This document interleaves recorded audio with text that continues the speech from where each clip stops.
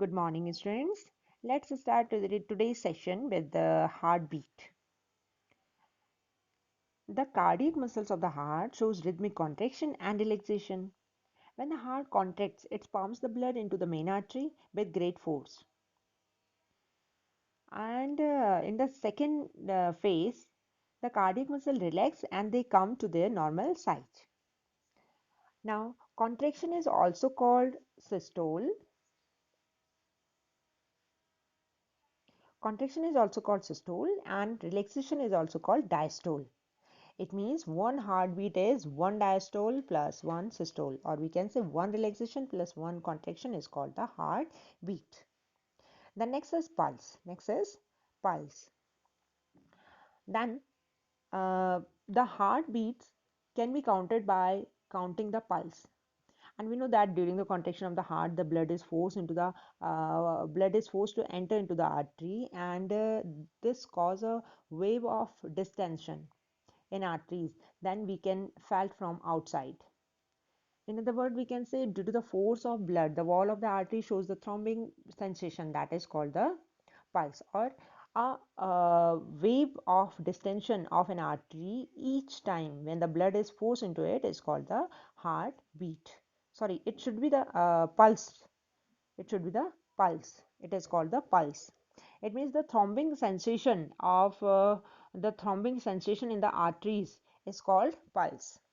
The next is the pulse rate. Then pulse rate of a person is equal to the number of the heartbeat per minute. Okay, now next is blood pressure. The pressure which the blood exert against the wall of vessels, or we can say wall of the arteries is called the blood pressure, and it is measured by a instrument called the sphygmomanometer. You can see in this picture, this is a picture of the sphygmomanometer. The systole, the blood is pushed into the arteries and it has more pressure and called systolic pressure. During the contraction, it means during the systole, the pressure exerted by the blood to the wall, that is called systolic pressure. And the next, during the relaxation of the heart, it means then during the diastole. During the diastole, blood is not pushed into the artery, and in that condition, the heart relax, and the pressure becomes less, and this is called diastolic pressure. Is it okay? At the time of contraction of the heart, systolic pressure. At the time of the relaxation of heart, it is diastolic pressure. Okay, then pressure is exerted, I told you, by sphygmomanometer. Then this is the diagram of sphygmomanometer. In this is the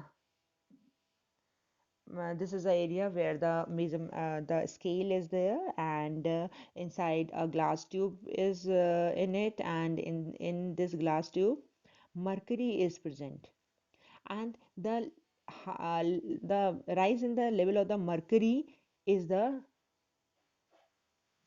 uh, is shows it shows the rise in the level of mercury shows the blood pressure. Then for the normal adult, the blood pressure is 120 upon 80 mm Hg. 120 upon 80 mm Hg. Then what's the meaning of this 120 upon 80 mm Hg? 120 is the systolic pressure. 120 is the systolic pressure, and when 80 mm Hg is the diastolic pressure. Then normally it is written as 120 upon 80 mm Hg. Unit is millimeter of mercury, because in this glass tube mercury is filled and it raise, and the scale is in the millimeters. Then the rise in this mercury level is called the blood pressure. Is it okay? Then see next is, now you all have listened the terms high blood pressure, low blood pressure. Then what's the meaning of this? Now see, high blood pressure is called hypertension.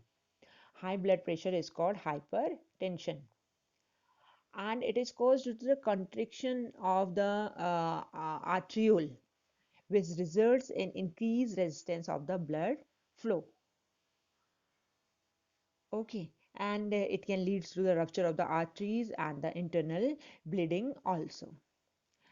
And next is vitamin K. Okay, it is related to the coagulation of the blood. For the clotting of the blood, vitamin K is required. Now see the next topic. It is a blood clotting or blood coagulation. Now, maintenance by platelets. This whole process is done by the platelets due to the blood platelets. Now, in this topic, I will explain you how the blood clotting takes place. Okay.